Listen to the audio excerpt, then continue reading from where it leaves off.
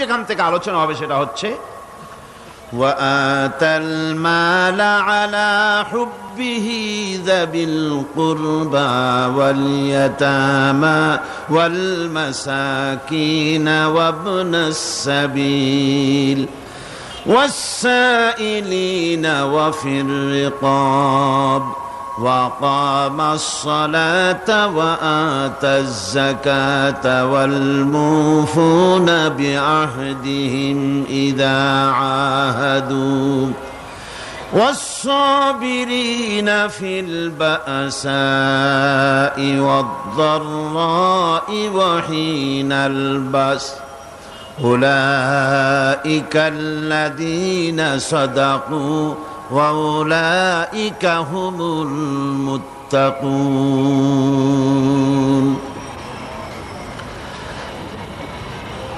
আল্লাহ পাকের প্রেমে উদ্বুদ্ধ হয়ে যারা নিজের প্রাণ প্রিয় সম্পদকে, ধনকে, সম্পদকে যারা এতিম, মিসকিন, নিকটবর্তী আত্মীয় স্বজন, প্রবাসী, পথচারী, সাইল, কৃতদাসের মুক্তির জন্যে যারা দান করে, প্রিয় ধন সম্পদ যারা আল্লাহর রাস্তায় এভাবে দান করে দেয়, নামাজকে প্রতিষ্ঠা করে, যাকাতকে আদায় করে, ওয়াদাকে পালন করে, আর বিপদ ও মুসিবতে ধৈর্য ধারণ করে, এরাই হচ্ছে সত্যাশ্রিত, এরাই হচ্ছে তাদের দাবিতে সত্যবাদী, ইমানের দাবিতে এরা হচ্ছে সত্যবাদী, আর এরাই হচ্ছে মুত্তাকি। আজকে আমি আপনাদের সামনে যে আলোচনাটা করব সেটা হচ্ছে এই ব্যাপারটি। আল্লাহ পাকের মহব্বতে উদ্বুদ্ধ হয়ে যারা এতিম এবং মিসকিনকে যারা দান করে, আত্মীয় স্বজন, গরিব আত্মীয় স্বজন, অসহায় প্রতিবেশী, পথচারী, এদের জন্য যারা সাহায্য করে। কারণ হচ্ছে ইসলাম তো শুধু নামাজ রোজার কথাই বলেনি, ইসলাম মানুষের জীবনের সকল দুঃখ দুর্দশার দিকে লক্ষ্য রেখেছে। যারা বোঝে না তারা ইসলামকে শুধুমাত্র একটি ধর্ম মনে করে, আর ইসলামের যে অর্থনীতি আছে, সমাজনীতি আছে, এটা তারা বুঝতে পারে না। মাছের যেমন পচন ক্রিয়া শুরু হয় তার মাথা থেকে, সমাজের পচন শুরু হয় তেমন রাজনৈতিক নেতৃবৃন্দ, সমাজ নেতৃবৃন্দ এবং এক শ্রেণীর বুদ্ধিজীবীদের মাথা থেকে, তাদের থেকেই সমাজে পচন ক্রিয়া শুরু হয়ে যায়।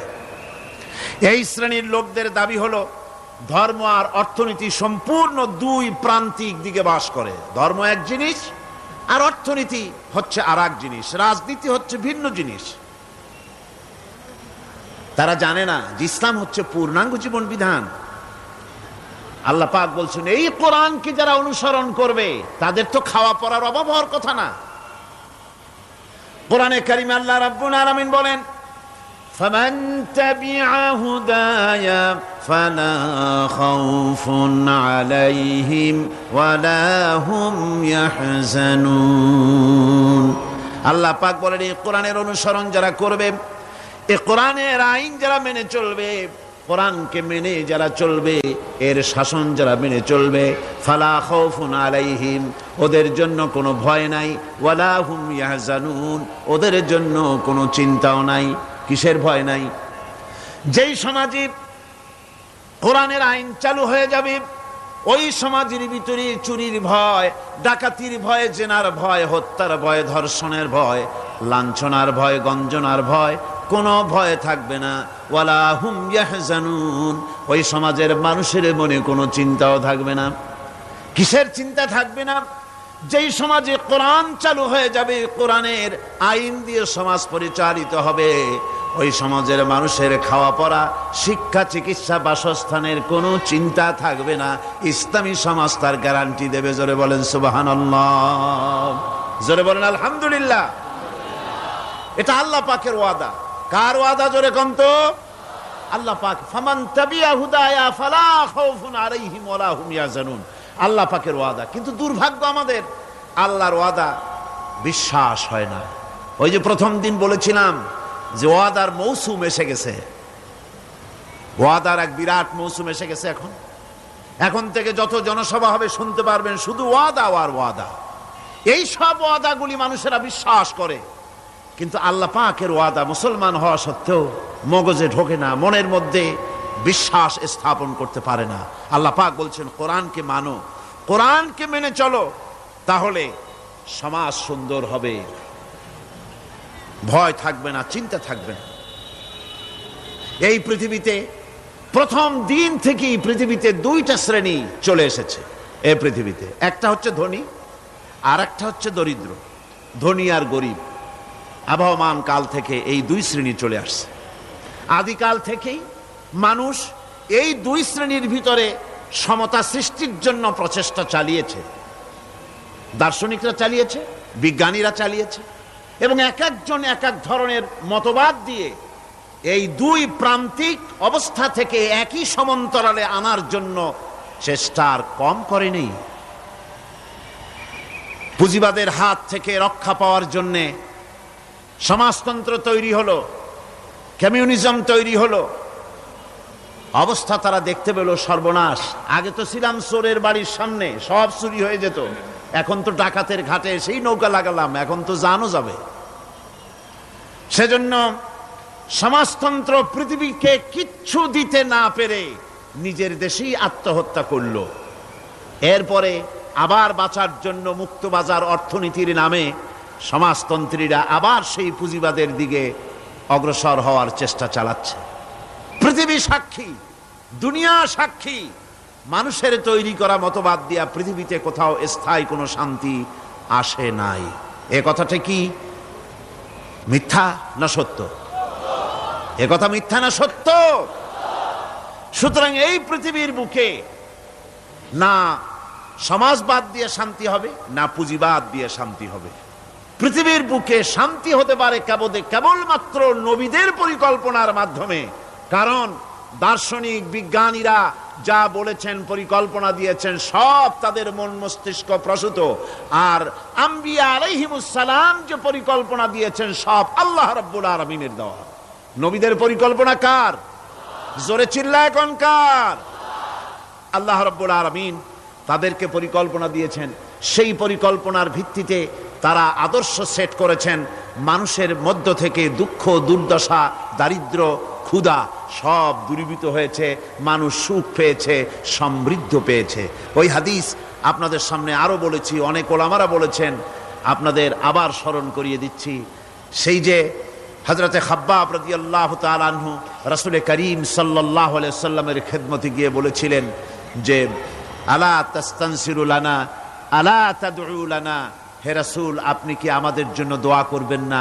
আমরা তো না খেয়ে মরে গেলাম, আমরা তো ক্ষুধার জ্বালায় মরে গেলাম, আমরা তো মার খেতে খেতে শেষ হয়ে গেলাম, আপনি কি আল্লাহর কাছে আমাদের জন্য দোয়া করবেন না? আল্লাহর নবী কাবা শরীফের ছায়ায় আরাম ফরমাচ্ছিলেন। হযরতে খাব্বাবের কথা শুনে আল্লাহর নবী উঠে বসলেন আর তিনি বললেন, ও সাহাবী খাব্বাব শোনো, তোমাদের আগে এই জমিনে যারা দ্বীনের দাওয়াত দিতে এসেছিলেন তাদেরকে সমাজ শক্তি, রাষ্ট্র শক্তি তাদেরকে ধরত। ফায়ুহফারু লাহু ফিল আরদ, এরপরে তার জন্য জমিনে গর্ত খনন করা হতো, কবর খনন করা হতো। ফায়ুজালু ফিহা, এরপরে সেই কবরের ভিতরে তাকে কোমর পর্যন্ত গেড়ে দিত। সুম্মা ইউতা বিল মানশার, এরপরে করাত আনা হতো। ফায়ুদাউ আলা রাসিহি, এরপরে তার মাথার উপরে সে করাত রাখা হতো। ফায়ুজালু নিসফাইন, এরপরে করাত চালায়া জীবিত মানুষটাকে চিরে দ্বিখণ্ডিত করে ফেলে দিত। মা ইয়াসুদ্দুহু যালিকা আন দীনি, এত কষ্ট দেওয়ার পরেও, এত নির্যাতন দেওয়ার পরেও সেই যুগের দ্বীনের একজন দায়ীকেও তারা এক চুলো দ্বীন থেকে সরাই দিতে পারে নাই। ও খাব্বাব শোনো, ওয়াল্লাহি লা ইউতাম্মান্নাল্লাহু হাযাল আমরা হাত্তা ইয়াসিরার রাকিবু মিন সানা ইলা হাদারামাউত। ও খাব্বাব শোনো, আমি আল্লাহর নামে কসম করছি, আমি আল্লাহর নামে শপথ করছি, ইয়েমেনের রাজধানী সানা থেকে শুরু করে এই হাজারামাউত পর্যন্ত লোকেরা যাতায়াত করবে, নারী চলবে, সদাগররা চলবে, টাকা নিয়ে চলবে, যৌবন নিয়ে চলবে, মানুষেরা চলাফেরা করবে, দিনেও যাবে রাতেও যাবে। লা ইয়াখাফু ইল্লাল্লাহ, ওই মানুষগুলির মনের মধ্যে আল্লাহ রাব্বুল আলামিনের ভয় ছাড়া কোনো ভয় থাকবে না। জোরে কোন সুবহানাল্লাহ। ওয়ালাকিন্নাকুম তাস্তাজিলুন, বরং তোমরা বড্ড তাড়াহুড়ো করছো। অপেক্ষা করো, তাড়াহুড়ো করো না, অপেক্ষা করো। এরকম সমাজ আসবে, চুরি, ডাকাতি, জেনা, ব্যভিচার, হত্যা, ধর্ষণ, ক্ষুধা, দারিদ্র কিচ্ছু থাকবে না। একটি সুন্দর সোনার সমাজ তৈরি হয়ে যাবে। রাসূল করিম সাল্লাল্লাহু আলাইহি ওয়াসাল্লাম মুসলমান মানুষ যখন ইসলাম কবুল করতে লাগলো, তাদেরকে ইসলাম গ্রহণের আহ্বান জানিয়ে তাদেরকে যে কথাটা তিনি বলতেন সেটা ছিল, ইয়া আইয়ুহান নাস কুলু লা ইলাহা ইল্লাল্লাহ তুফলিহু। এটা হলো রাসূলের কথা। আল্লাহর নবী বলতেন, মানব সকল কল্যাণ যদি পেতে চাও, মুক্তি যদি পেতে চাও, বাঁচতে যদি চাও, যদি শোষণ বঞ্চনা থেকে যদি মুক্তি পেতে চাও, তাহলে পড়ো লা ইলাহা ইল্লাল্লাহ। জোরে পড়েন লা ইলাহা ইল্লাল্লাহ, লা ইলাহা, লা ইলাহা,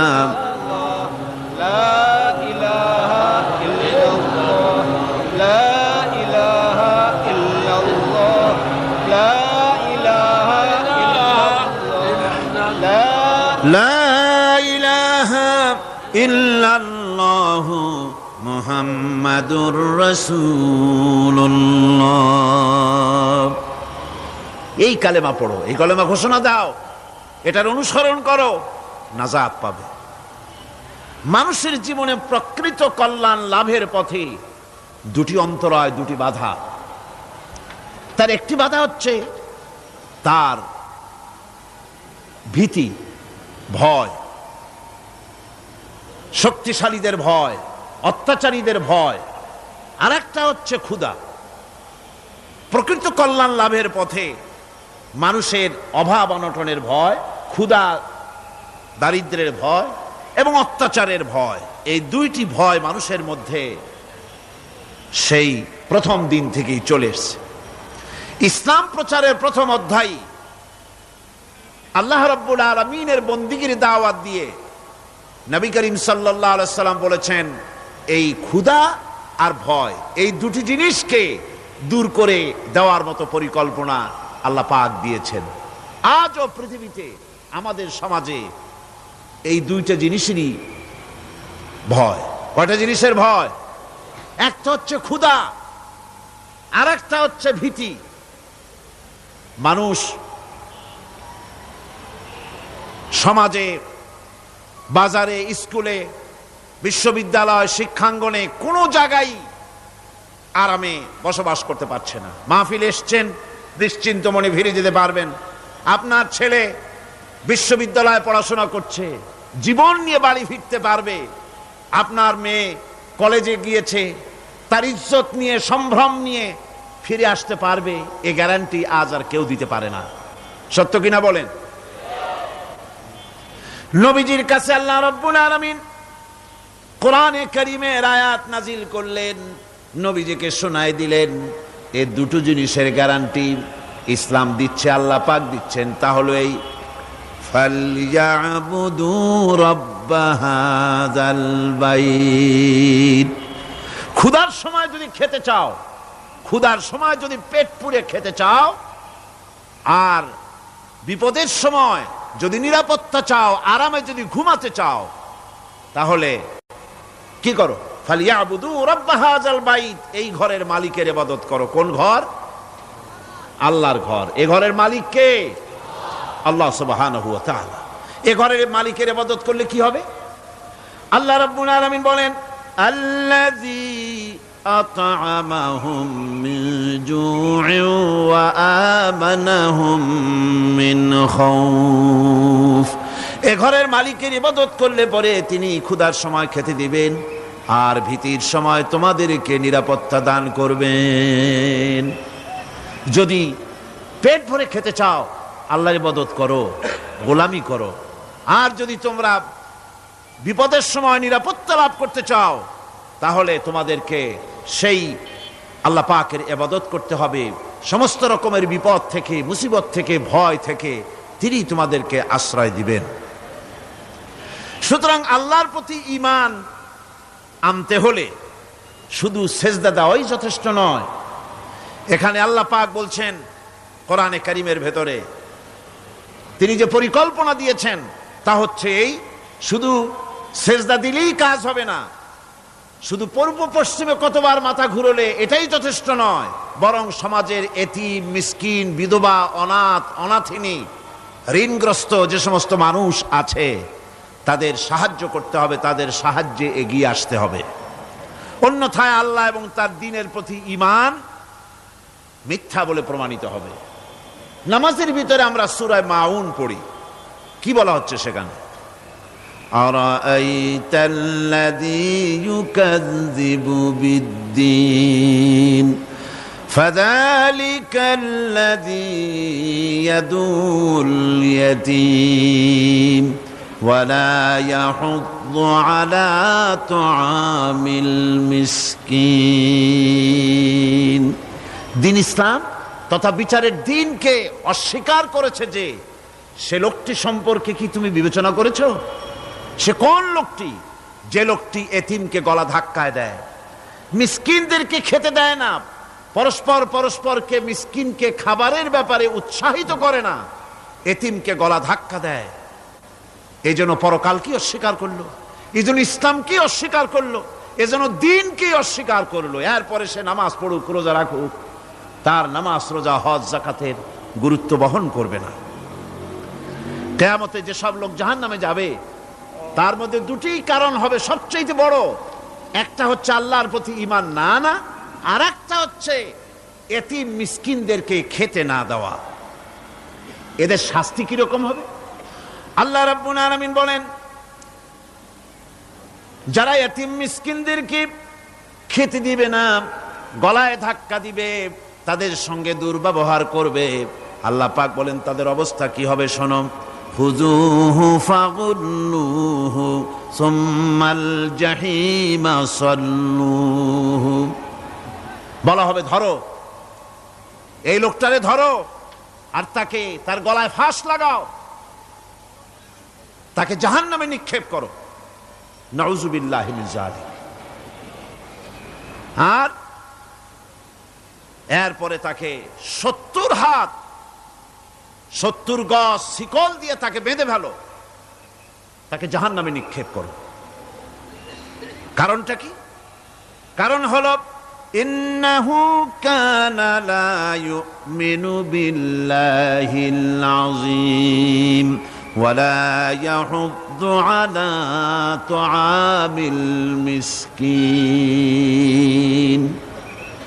গলায় ফাঁস লাগায়া 70 হাত শিকল দিয়া বাঁধা জাহান্নামে নিক্ষেপ করো, কারণ সে আল্লাহর উপর ঈমান আনে নাই, আর এতিমদেরকে, মিসকিনদেরকে খাবারের ব্যাপারে পরস্পরকে উৎসাহিত করে নাই, নিজেও খাওয়ায় নাই, আরো একজনকে উৎসাহিতও করে নাই। কিয়ামতে জাহান্নামে যারা যাবেন, জাহান্নামে যাওয়ার যতগুলি কারণ থাকবে তার মধ্যে দুটি কারণ বড়। বলেন কয়টা কারণ বড়? আল্লাহ পাক বলতেছেন জাহান্নামীদেরকে প্রশ্ন করা হবে, ইয়াতাসাআলুনা আনিল মুজরিমিন মা সালাকাকুম ফি সাকার। জাহান্নামীদেরকে প্রশ্ন করা হবে, জাহান্নামে আসছো কেন, কি অপরাধ করে আসছো? ক্বালু লাম নাকু মিনাল মুসাল্লিন ওয়া লাম নাকু নুতঈমুল মিসকিন। তারা বলবে যে আমরা নামাজ পড়তাম না আর মিসকিনদেরকে খেতে দিতাম না। কত বড় মারাত্মক অপরাধ লক্ষ্য করুন।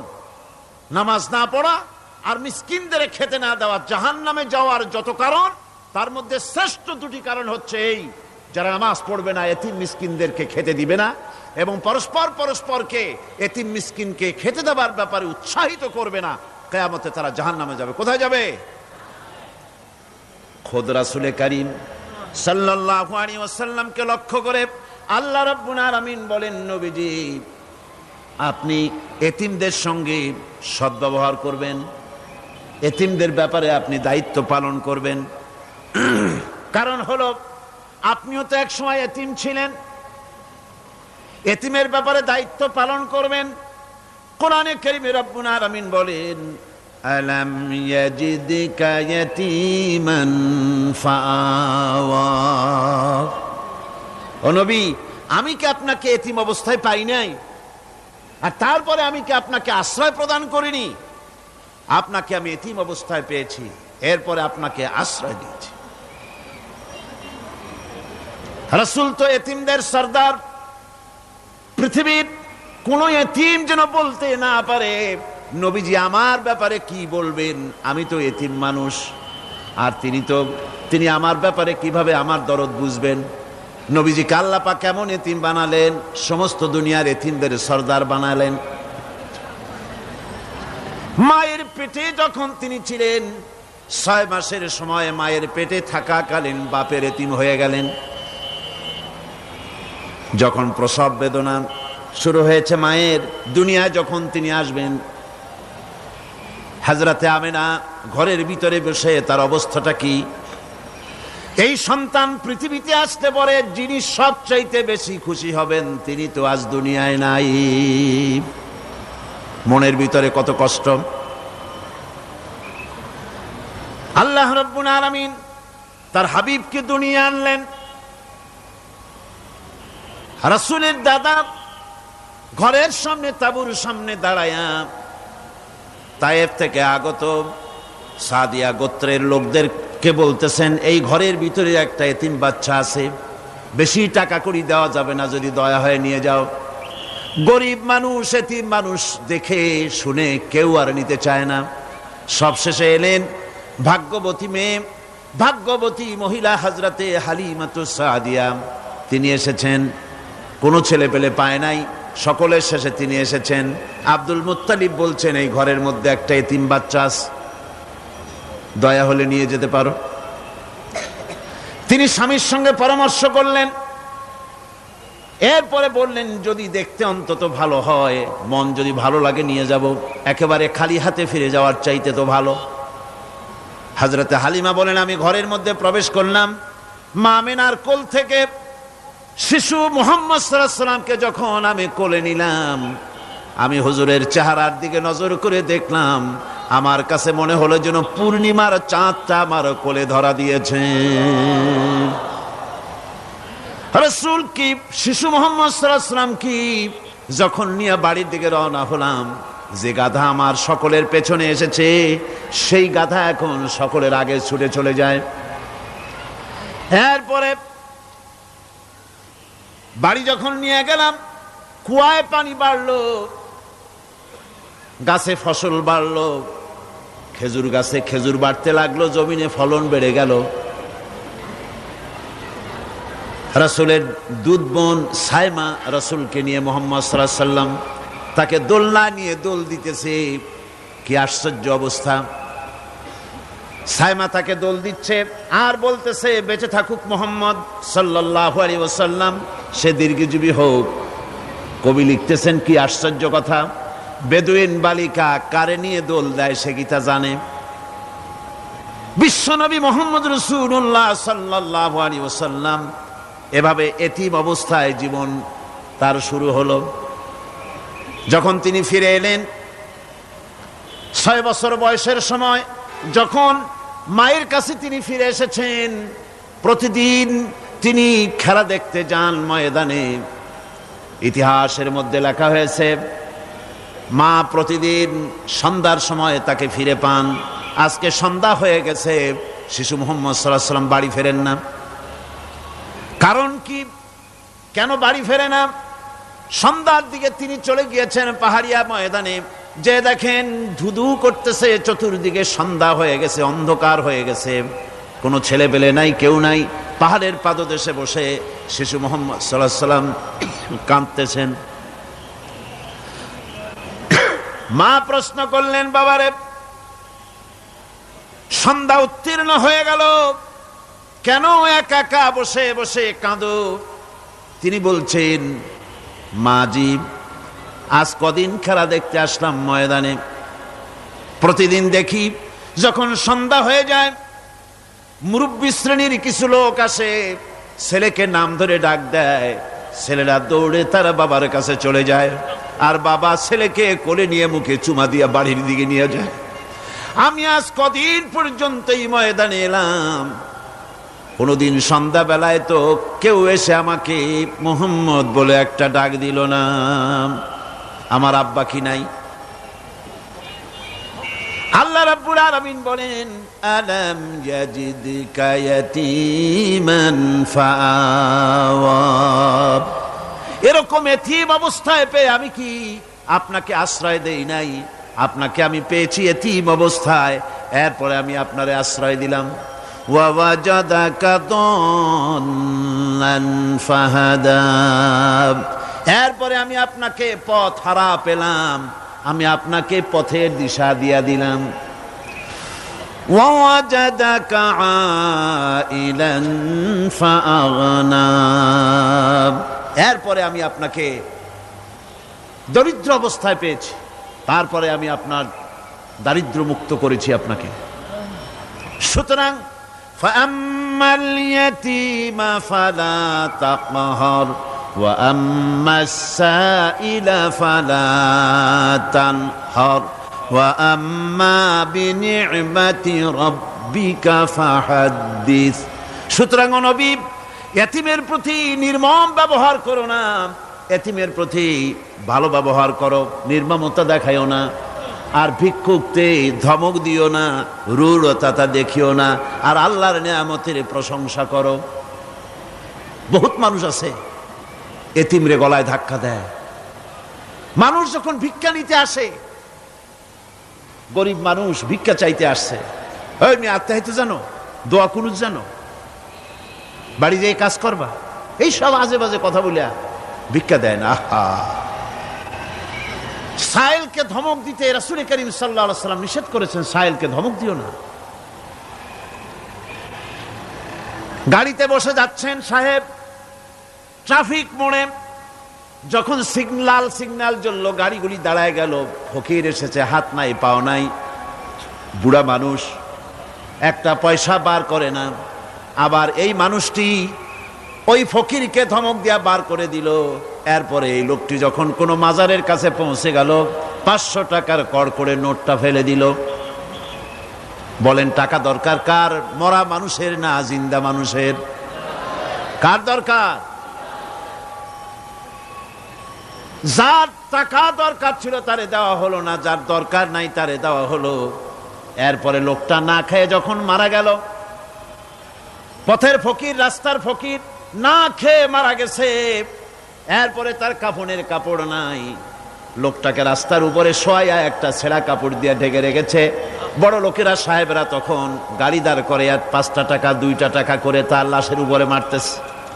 এটা মানবতার এর চাইতে লাঞ্ছনা, মানবতার জন্য এর চাইতে গঞ্জনা আর কিছুই হতে পারে না। মানবতার প্রতি লাঞ্ছনা, এর থেকে আর দুর্গতি কি হতে পারে?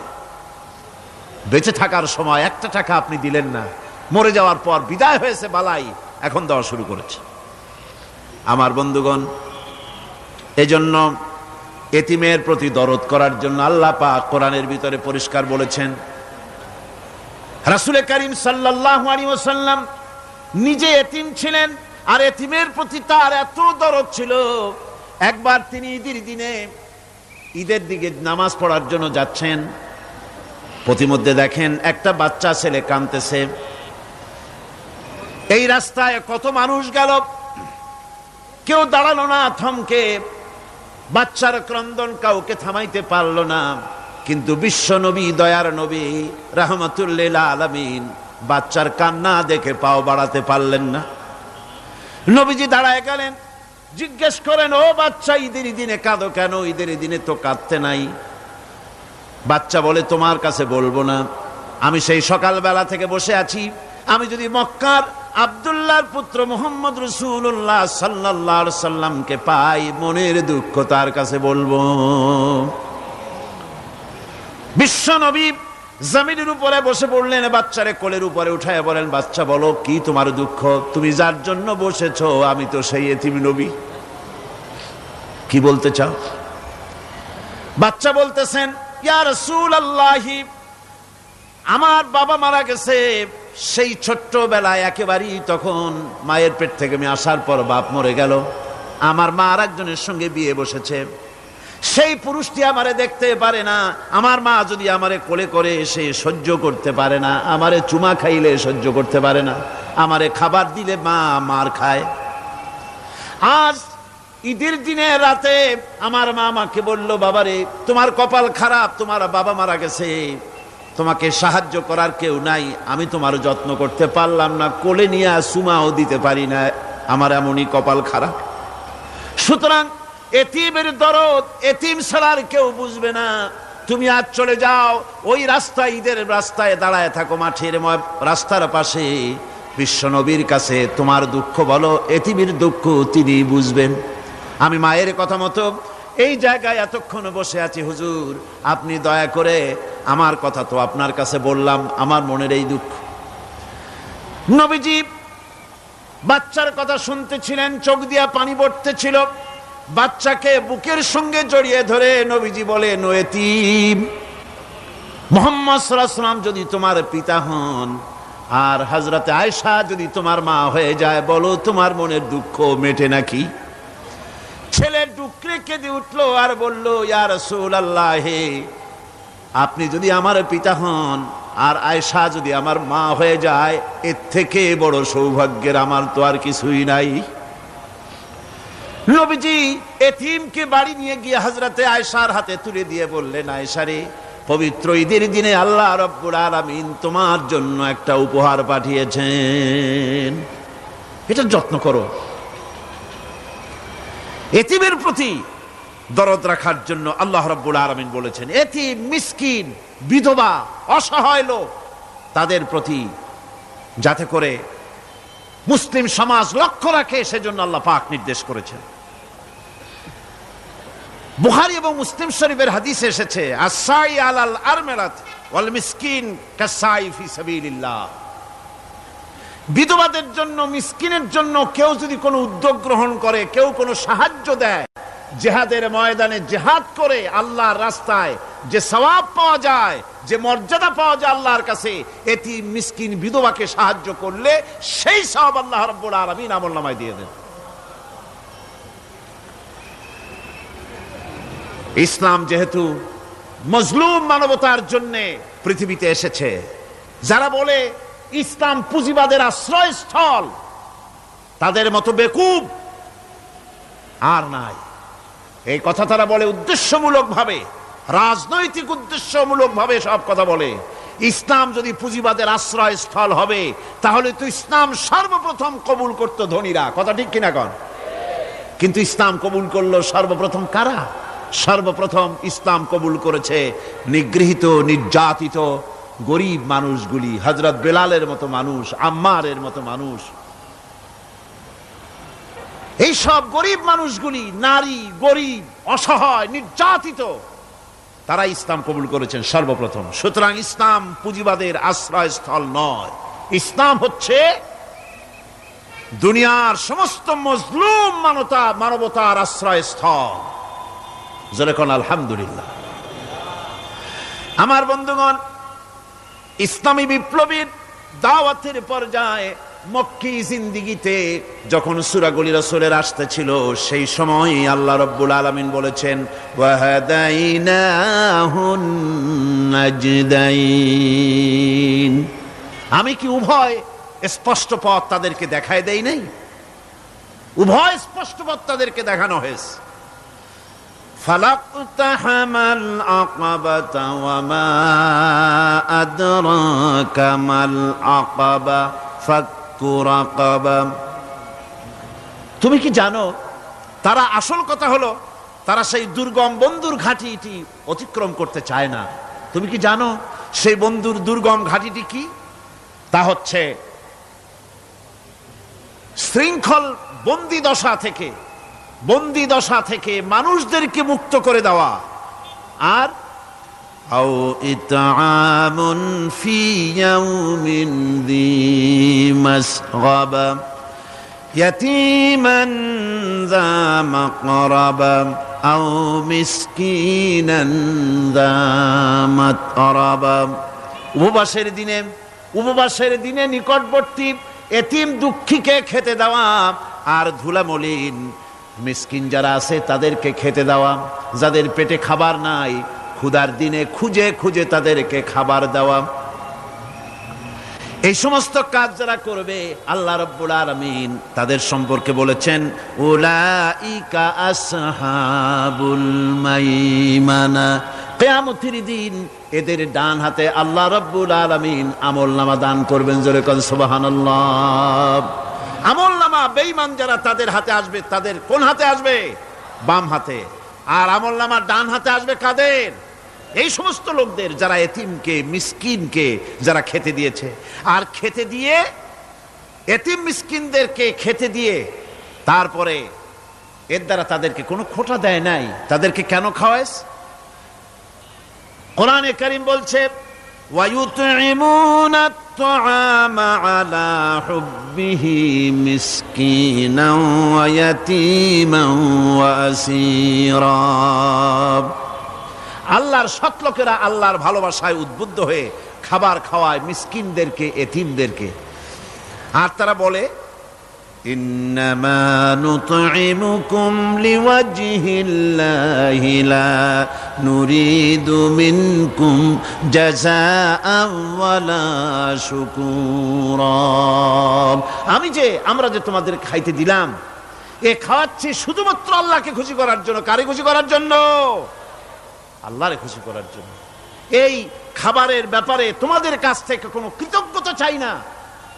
যেটা করি সেটা আল্লাহর জন্যই করি, আল্লাহকে খুশি করার জন্য।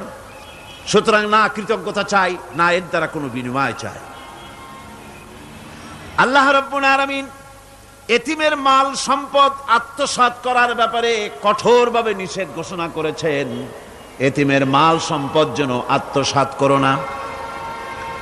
কোরআনে কারিমে স্পষ্ট ভাষায় বলা হয়েছে ওয়াতুল ইয়াতামা আমওয়ালাহুম ওয়ালা তাবাদদালুল খাবিসা বিত-তাইয়্যিব। এতিমের মাল ধন সম্পত্তি যথাযথভাবে তাদের হাতে ফিরিয়ে দাও। ওয়ালা তাবাদদালুল খাবিসা বিত-তাইয়্যিব। আর তাদের ভালো মালগুলি তোমার খারাপ মাল দিয়া বদলাইয়া দিও না।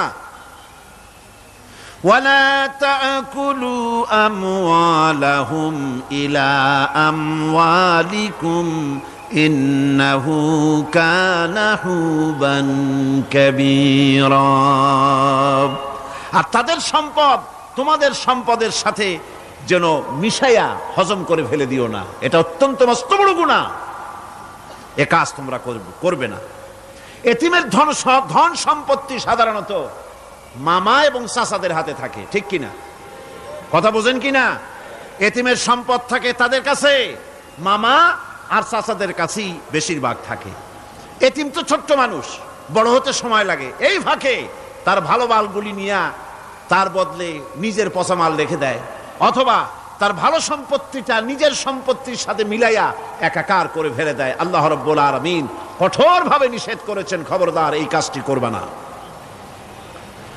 যারা এমন কাজ করে, এতিমের মাল যারা নষ্ট করে, এতিমের মাল যারা খায়, তাদের সম্পর্কে আল্লাহ পাক বলছেন ইন্নাল্লাযীনা ইয়াকুলুনা আমওয়ালাল ইয়াতামা যুলমান ইন্নামা ইয়াকুলুনা ফি বুতুনিহিম নারা ওয়া সায়াসলাউনা সাঈরা।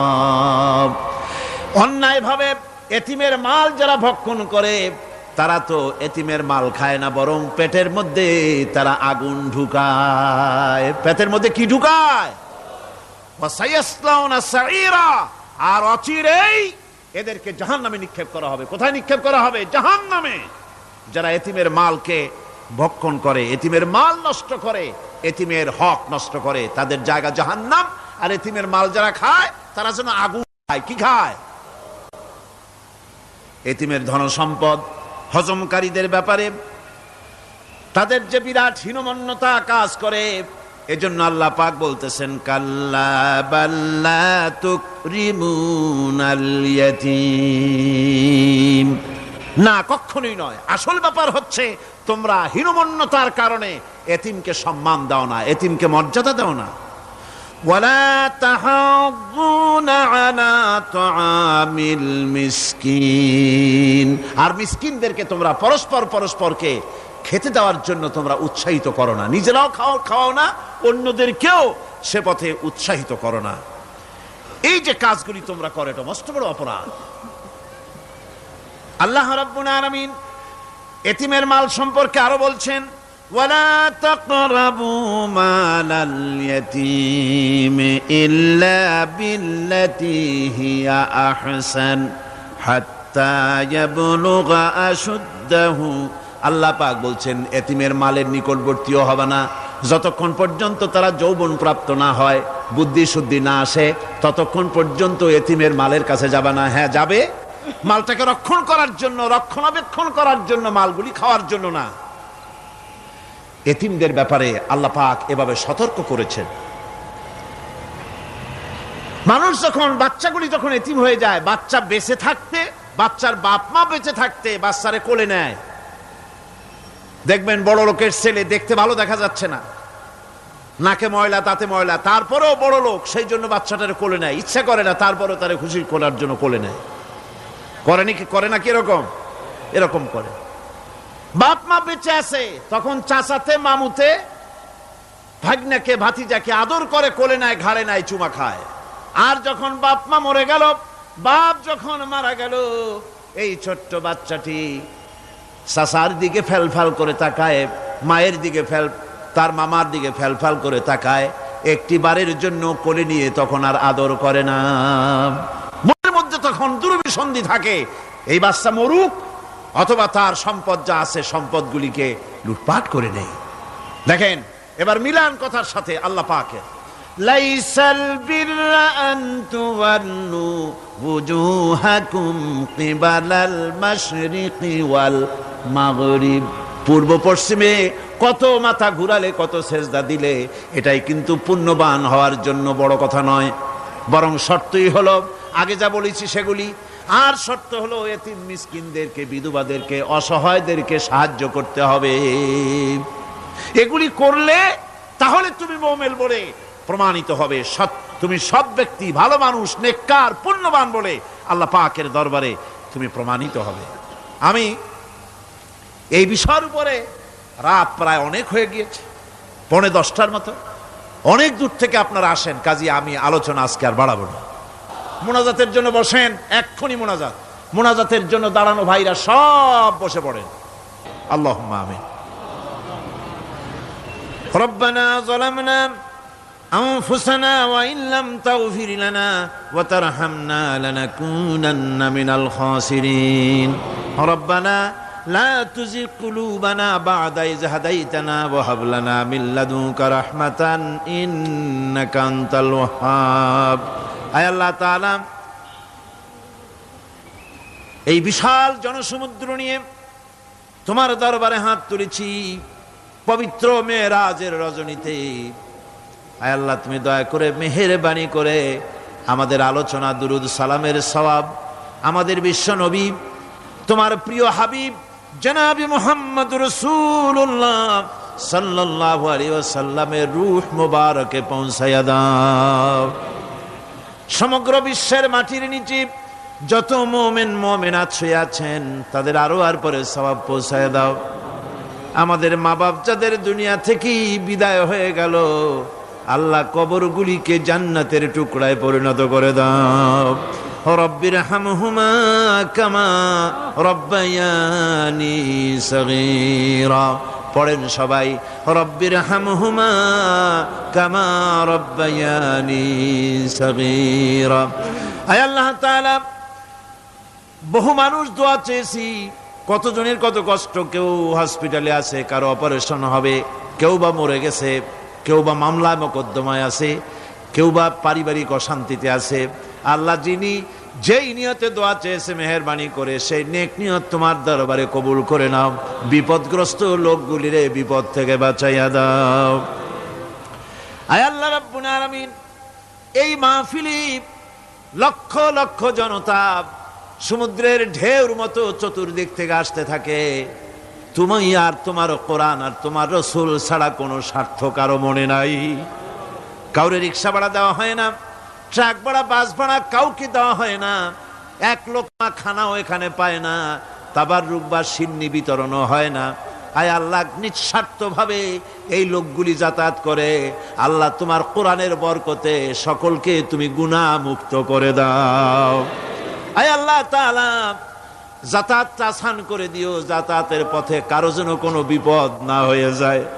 আয় আল্লাহ তাআলা, বাড়ি ঘর ফালায় আসে, বাড়ি ঘর তোমার ফেরেশতা দিয়ে তুমি হেফাজত করো।